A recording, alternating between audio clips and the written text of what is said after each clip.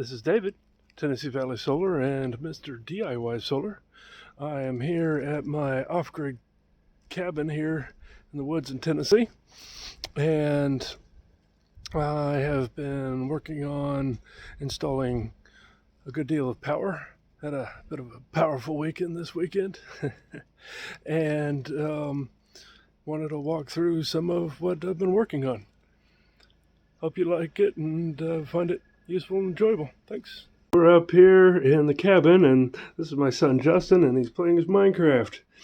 This is one of the plugs we've installed there by the door. We have another one over on the right hand side of this door behind that cardboard box.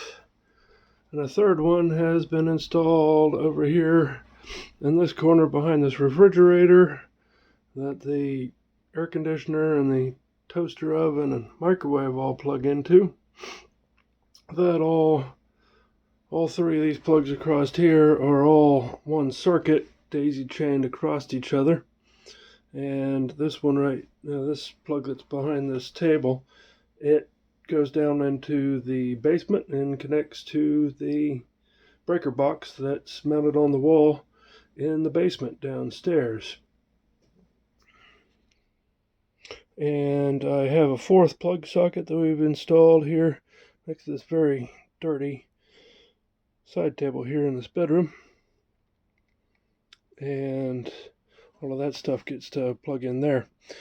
We used to have a whole network of extension cords that ran everywhere, and excited to start moving beyond those extension cords to actual plugs in the wall.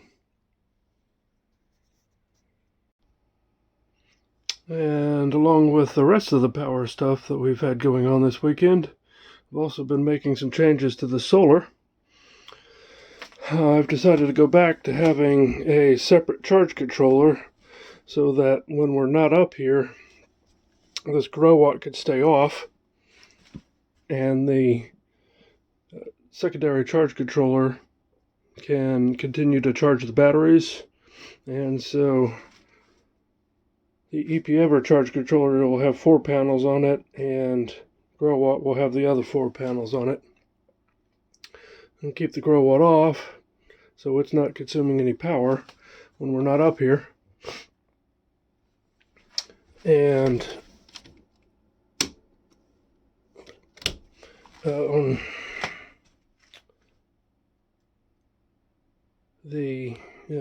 we'll be able to continue to keep charging the batteries. I also have made a small upgrade. All of the power for the DC stuff is now flowing through this little box right here, which is a low voltage disconnect. I had had a problem when we had a lot of bad weather draining the batteries down with the DC equipment continuing to suck power out of the batteries and nothing stopping them from just continuing to pull power. So this little box right here should allow us to control that. There's some little switches on the side that control the voltage disconnect and voltage reconnect points. And this breaker here is oversized, but it functions as a manual disconnect. I flip that breaker and I can turn off all of the DC stuff. So I'm hoping that between the low voltage disconnect and this secondary charge controller, I'm hoping that we're going to be able to keep our batteries charged, and if it starts to drop low, this disconnect will just turn off all of that stuff up there, and it'll wait until the batteries get charged back up enough that they can turn back on again. So hopefully that will keep my security cameras online and keep everything working. Next, I'm going to go down and look at the breaker box that I've got set up in the basement and look at some of the stuff that I've been working on in the barn as well. And this is the breaker box that I mentioned earlier. Load distribution center, as a lot of people like to call it. I have got power flowing through here. Right now, just temporarily, the power is arriving in this breaker box through this cut-off extension cord that's plugged into one of these breakers. And I'm not going to ever have any double pole breakers in here. So I guess I've slightly cheated, and I've put a jumper across the two different sides of the breaker box right here. And not a great thing to do if you're ever going to have double pole breakers or have 220 split phase going in there, since that would short things. But since it's only going to be single phase, single pole breakers, I've got that jumper in there to pull power over to the other half of the box. If I ever upgrade to street grid power, I'll need to pull that out, and the feeds from the street can plug in right there. And I've got to clean things up, but this is the wire that goes up through the floor into the different breaker boxes upstairs, or into the plug boxes upstairs. And this is the feed that goes out to the barn. So the generators are out in the barn, so I've got power coming from the barn feeding this breaker box, and then this is going to go back to the barn. So all the power should be flowing through this box right here, which will allow me to send solar power out to the barn when I've got the solar power set up and connected to this. I have installed lights here in the basement, so that's pretty cool. Can actually turn on real lights instead of being down here working with the light on my cell phone, trying to light things up down here. So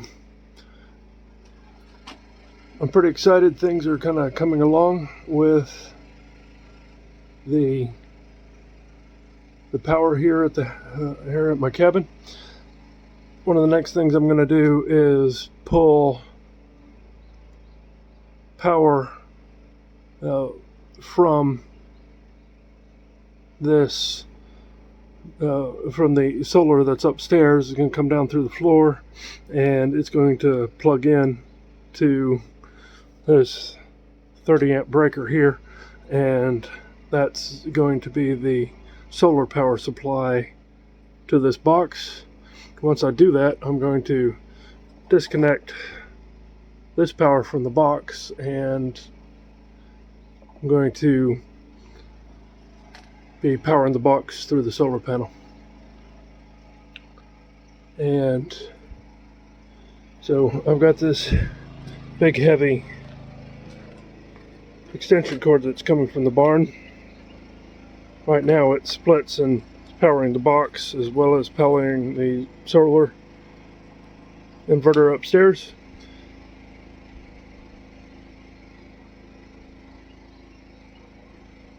And so soon I'm going to be disconnecting that and installing it with hardwired power. I've also installed some plumbing here that connects up to this portable toilet, so we're excited we actually have our plumbing working here for the toilet. So that's been something we've been trying to get squared away with, getting that set up. And that's the wiring that goes up to that socket there behind the refrigerator, and then it daisy chains down and goes to other sockets further down the wall. So we're excited about that. And next I'm going to show you the power that we're setting up in the barn. And along with everything else that I have been doing down in the basement, I have needed to tunnel under the foundation because this poor room here likes to flood. Came in here yesterday and these paving tiles were completely underwater. So I dug a hole, and this was actually completely underwater, and kind of dug the dirt out there, as well as I dug a trench on this side, and I'm going to lay some pipe up in here, and there's also a pipe that comes down the side of the basement area here that's covered up now, but there's a pipe right there. So what I need to do is dig a trench and allow that water to connect in here, and then hopefully that will flow out down the driveway. And so this is pretty exciting because this place has always been just super muddy, and so hopefully this will allow it to drain a little bit better and keep this area a little bit drier. I hope to concrete the little room inside here at some point, but for now this will at least keep the dirt drier. I have two generators here. Here's my smaller one. It seems to be working better for me than my larger one right now, but messing around with the larger one as well, I have pulled a piece of Ethernet cable that goes up the ceiling and goes up into the cabin. That Ethernet cable is connected to my Raspberry Pi and relay setup. I've just got that finished, and I've connected power to it. So I should be able to use the app on my phone finally to be able to start the generator here. Before I didn't have power run out here to it, and didn't have the Ethernet here for the Raspberry Pi, so I've been having to start the generator with the pull cord. So hoping this is going to make things work a lot better for that. And so this heavy duty extension cord, it runs over here through the mess and goes out and runs up into the house, and that connects to the solar inverter. And then there is a piece of Romex that I have buried, and that comes out through some conduit over here. And I also have 12 volt power that comes up through this conduit as well, and the 12 volt connects here and powers some 12 volt lights and other stuff in here. But the Romex comes out of there, and I've run it across the top of this door, probably not particularly to code, but oh well. And then it connects into this little breaker box, and then coming out of that little breaker box, I'm going over into this 3-gang plug box here, and I've got a plug socket in there as well as 2 light switches. This light switch right here controls the 4 LED lights that I have screwed up onto the floor of the barn here. And the second light switch is going to control some spotlights. I've run the wire up there with some wire nuts on the end. I don't have the spotlight mounted yet, but this is going to turn on AC powered spotlights. And then of course I've got a nice plug socket out here that I could plug into. And so my generators are off right now, and so all of this power for these lights is actually coming from the inverter that's in the cabin. So the inverter and the batteries and the solar is actually powering all of these lights through the breaker box that's over there and pushing all that out here to the barn, as well as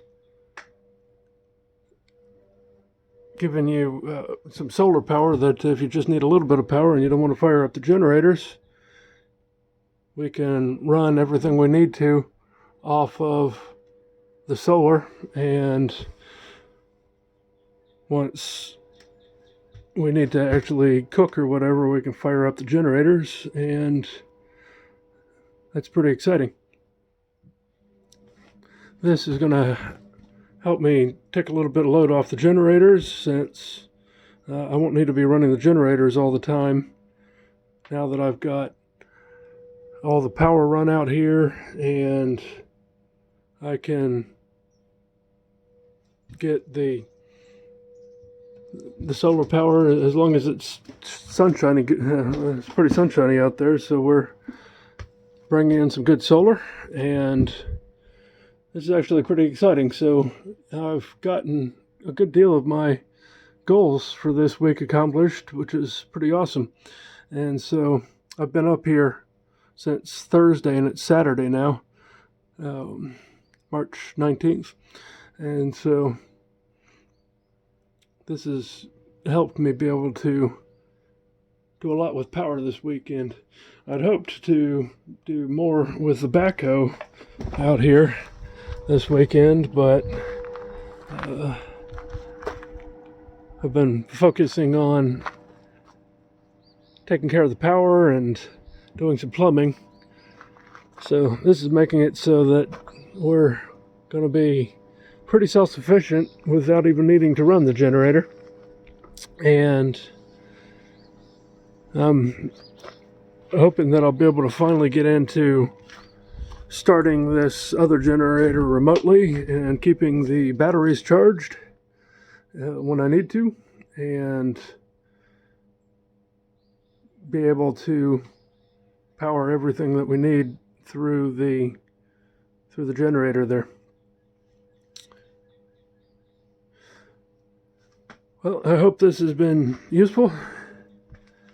As I've talked about in other videos, I'm hoping to have some drainage put in along in this area here. The driveway has been washing out pretty significantly. This water runs down here and is running out onto the driveway. So I'm hoping to have a trench put in and put culvert in and put that trench in and put this culvert probably up to this area about this tree right here, and then we're going to try to backfill this whole area because there's a big depression there. So if we backfill it over the top of this, hopefully it'll level it out, and hopefully it'll drain better and won't wash everything out. To help with that, I've purchased this case backhoe over here, hoping that I'm going to be able to use that to cut a ditch in right here and backfill this area, and that will have the culvert come here, and that will hold back some of the water and force it to go through the culvert. At some point in time, I'm also hoping to dam here in this area, probably just past that post that's back here, and if we can dam that up, might wind up with a little sort of a pond in this area back here where all these trees are down. So that's pretty exciting. I'm also hoping to level out sort of the top of that ridge right there and push some of that dirt further that way where it goes down there. So dropping that down will help make it a little bit easier to drive up on top of that area and give me some dirt to move around and kind of level everything out here. So this is my little project place here. So let me know what you think. I hope this has been useful for somebody out there. My progress here with my cabin. It's kind of messy, but it's a place for us to sleep and while we're up here working on it. So I hope this has been useful. Please like and subscribe, and I will continue to be making videos updating as we're making changes and progress here at this cabin. All right, thanks. This has been David, Mr. DIY Solar in Tennessee Valley Solar. Thanks a lot.